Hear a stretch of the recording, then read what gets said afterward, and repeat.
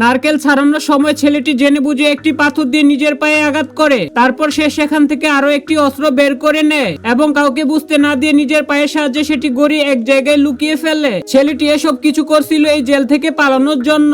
এখন সে পা দেওয়ার বাহানায় এই অস্ত্রটি নিজের লুঙ্গিতে লুকিয়ে পুলিশদের নিজের আঘাত দেখায়, যার ফলে সে খুব সহজেই অস্ত্রটি নিজের সেলে নিয়ে আসে। তারপর রাত হতে গর্ত খোঁড়ার কাজ শুরু হয়, যেখানে উপরে সিমেন্ট ভাঙার জন্য ছেলেটি একটি কাপড় ভিজিয়ে তাতে পাথর দিয়ে আঘাত করে যাতে শব্দ বাইরে না যায়। এরপর সেখান থেকে খুঁড়ে বের করা মাটি তারা জলের সাথে মিশিয়ে টয়লেটে ফেলে দেয়। তাদের পরিকল্পনা ছিল গর্ত খুঁড়তে খুঁড়তে জেলের ড্রেনের পাইপ পর্যন্ত পৌঁছানো, যাতে সময় এবং পরিশ্রম দুটোই কম লাগে।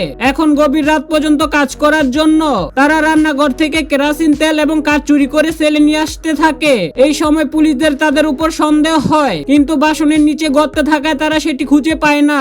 এত সবকিছুর পর অনেক দিনের পরিশ্রম এবং তারা সেখান থেকে বেরিয়ে যেতে সক্ষম হয়।